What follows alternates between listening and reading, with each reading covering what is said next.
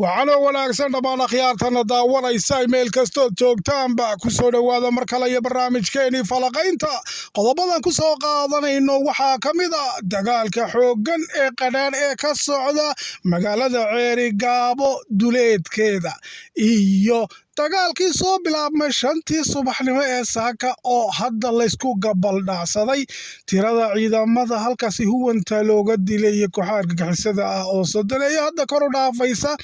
iyo gawaari badan oo qaarna laga gubay qaarna laga qabsaday faahfaahin dheer ayaan idin hayaa sidoo kale dagaalka oo la sheegay inuu gudaha Ceerigaabo uu ka socday halkaasi oo markaasi xooga huwanta iyo sidoo kale gacan la saaray oo ciidamada RRU markaasi ay wax ka qabteen iyo dagaalkan oo hadda markaasi ay isku dayayaan madax dhaqameedku in ay markaasi xaliyaan iyo waxa hadda soo gaadhay magaalada Hargeysa madax dhaqameed ka yimid dhinaca iyo dowlad deegaanka Soomaalida halkaasi oo Hargeysa ayay soo gaadheen waxaana shalay tolo kula kulmeen madax dhaqameedka kale ee Somaliland haddaba dagaalkan hadda ka socda Ceerigaabo madax dhaqameed ma xallin karaan talaftirkeedana weyn eegi doonaa faahfaahin dheer ayaan idin hayaa qodobada iyo qodobo kale ayaa ku soo qaadanaynaa barnaamijka ku soo dhowaada waa hagaag aan ku bilowna barnaamijkee dagaal xooggan oo qadhaan ayaa ka socda magaalada Ceerigaabo duleedkeeda dagaalka ayaana saaka soo bilaabmay markii uu bilaabmay barnaamijkii hore waan idin la socodsiinayay imika ay xabado ka bilaabantay duleedka Ceerigaabo gaar ahaan deegaanka Masagaay loo yaqaano halkaasi oo haddaba dagaalku oo 5tii uu soo bilaabmay gogoos ay xabado ahayd kadib haddana 8dii iyo barkii meelaha saacadu markay ay haddana dagaal xooggan halkaasi ay ka soo baxeen dhufeysiyay iyo boholo markaasi halka ku jiray oo ay ku jireen baa la yiri sida oo kalena xalay waan idin sheegin gurmad badan ay dhuumaaleys aaga ku yimaadeen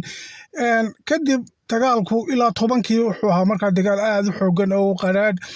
waa la isla soo socday ilaa iyo markaasi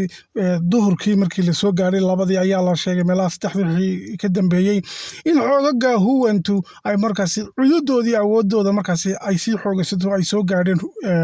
gurmad badan oo ka yimid laascaanood oo ka yimid markaasi dhinaca iyo daaraadka kale ee markaa dee Puntland leh markaa iyo warsangaligi kale meelaha joogay waa la isku soo wada gurmadeeno waxay sidaaden maanta waa inaad gacanta ku dhigtaan Ceerigaabo laakiin taasi uma suurtagelin ciidamada qaranka Jamhuuriyadda Somaliland ayaa jilibka u aastay waxaana markaasi ay ku dhifteen dhirbaaxa adag xoogagii huwanta waxaa la sheegay halka dooxada Masagaay 2 gaari halkaasi hal gaari baa laga gubay 2 kalena waa laga qabtay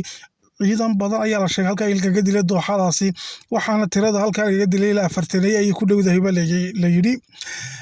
kadib xoogagii huwanta waa la jabiyay dagaalku galigii dambe waxa iskugu biyo shubtay markaasi dhinaca iyo deegaanka loo yaqaano dib qarax banki horta markaasi dhinaca iyo Masagaay ahaa ilaa saaka ilaa iyo galigii dambe horta bankaas la eryanay iyo dooxadaasi Masagaayda kadib waa la soo wada jabiyay huwantii waxa la iskugu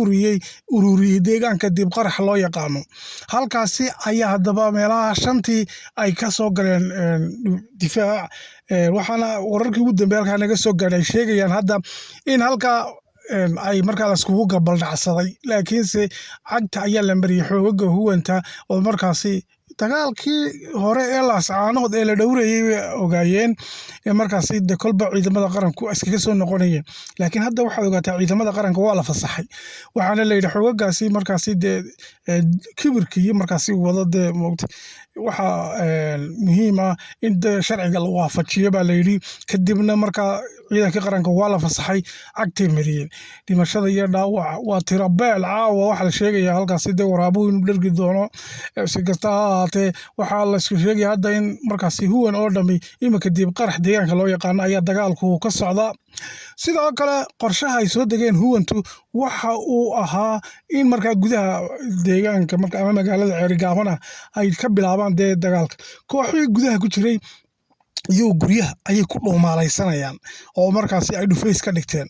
xalay waan idin ku oran jiray hal jiib baa lagu dhuftay guri maanta laftarkeedana waxaa jirtay dhowr guri oo markaasi ay dhufays adag kaga jireen ayaa la sheegay ciidamada RRU in halkaas 7 iyo jiib iyo wax moogta lagu dhuftay guryo badan oo holcaya ayaa markaa oo dhowr ah ayaa baraha bulshada hadda la wareejinayay waxaana ahaayeen kuwii ay difaacaada kooxaha huwanta ay kaga jireen ee ay halka daaqadaha dadka ka soo tooganayeen haddaba dagaalkan ayaa markii hore la sahashanay oo la super salaaxay runta haddaynu isku sheegno dad badan oo moogtahay deegaanada madax dhaqameed yahaayo moogtay dadka reer Soomaaliland madax dhaqameedka ayaa super salaaxay oo lahaa waa walaaleen iyo moogtay waa dhulbaanta iyo waxaas yani waxa ma samayn karaan iyo ayar baa wala dhowrayo ragana hoostay ka soo diyaar galoobayeen mana aha dee beel dhulbaanti ama beelo islaynaya waa huwan oo dhan baa isku tumid oo iskaga tumid carro daarood oo dhan haddaba nimankaasi hadda waxaa ka go'an oo mowqifkoodu doonayaan in waxaan SSC loo yidhaahdo ayaa sanaagti baa ka maqan iyo magaalada Ceergaabay ku taamayaan si maamul goboleedka ay markaasi uga helaan dowladda fadhiidka Soomaaliya taasi baana hirgelinayaan wax haddaba ma garatay garaad xukumaya iyo wax ina quuja xukumayso midna ma aha waxa weeyaan markii hore xitaa waxaa jira madax dhaqameedna qaar dee garaadada xiriir la lahaa oo moogtahay wada xiriiri jireen ilaa haddana ay wada xiriiraan kaasi oo markaa nimanka garadayna garaa Ismaaciiliyana garaa Cabdullaahi ka mid yihiin ay madax dhaqameedkeena salaadiinteena la xiriiri jirtay nimankii way la hadleen waxa la ku yiraahdaa dagaalkeena naga qaboojiyo dowladda cusub la jaan qaada dowladda cusubna oo kadib madaxweyne cir moogtahay waran jiray aanu nin dagaalmayay dowladda dagaal ma haba lagu yiriyay waan wada hadalno walaaleynahay kolba shir baa loogu yeeray nimankaasina mar haddii ay dhowr nin iyo dhowr qori isku helaan go'aankoodu waxa weeyaan ilaa iyo intuu wax dili kariya nabad qaadan maayo ayaa mowqifkoodu u yahay intay ku arkayaan ma la yiri markaa in ay ka adkaan karayaan waa tabtii ku xaargix sidoo kale ay markaasi qofka dhigi maayaan haddaba imankana daarood oo dhan bay iskugu yeedheen daarood oo dhan waxaa ka go'an in ay maamul goboleed halkaa ka soo saartaan oo ay hadhow toolana si ay iyagu noqdaan nimanka jaangoynaya siyaasadda ee dowladda fadhiidka Soomaaliya hadafkoodu waa ka haddaba nimanka madax dhaqameedka dowlad deegaanka laga keenay ee Hargeysa lagu casuumay leeyahay waxa ka qabtaan dagaalkaasoo ha qaboojiyaan hani ilama aha nimankaas in qaban karayaan waayo meesha waxa weeyaan dagaal madax dhaqameed iyo dagaal beeleed iyo dagaal ceelbiyood ma hadde waxa la isku dilayaa waxa la isku dilayaan huwantu soo duulaysa waa dagaal siyaasadeed iyo dagaal maamul oo ay ku doonayaan markaa inay maamul ku yeeshaan waxaana dabada ka tudbaaniyo kale sidoo kale ku xadda casho iyaguna buuraleyda ku jira oo markaa doonaya inay meeshaasi degin hadu calaa kulli xaal aniga fikraanta waxay la tahay madax dhaqameedka hadda la dhaqaajinaya laga keenay dowlad deegaanka iyo moogtay hawsha la wado inuu horta waa la isku dayaa nabada kulli dee nabadi wax la diida maahe laakiinse way يعني waxay noqonaysaa inaan waxba ka qaban karin baan ila muuqataa waayo nimankaasi say u dagaalamayaan iyo sidii markaasi mowqifkoodu yahay way cadaysteen waxay yiraahdeen maamulkaygii halka ilaa la ogolaado mooyaane ma yeelanay taageen shalay cashuur baabay goynayeen war tigidhada soo samaysteen ba suuqii Ceergaabo ay tigidhada goynayeen ilaa waa cashuurtii wixii SSC loo yaqaanay heerkaas la isla marayaa marka mee oday iyo garaad wax ka goyn karo ma aha ila taaniga marka calaa kulli xaal horta hawshu way socotay imka ciidamada qaranka wala fasaxay kulli taladana madaxweynaha iyo dowladda iska leh inagu waxaynu ka nahay marka dee daawadayaal kulli iyo meesha uu kulli madaxweynuhu u gooyo iyo moogtay laamihiisa kale ammaanku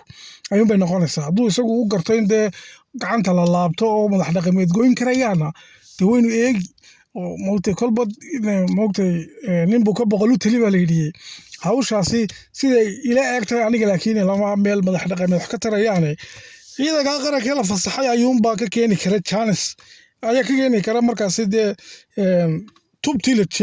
la raaci lahaa jeexi kara oo nin qorisi toole waan ku dilayaa hadda tiraahdo waa nabad bayn qaadanaynaa dee meeshaan waxba ka soo cadeen qof walba u garanaya bal wayn eegi doonaa markaa wixii ka soo kordha waynoo barnaamijyada dambe nabaday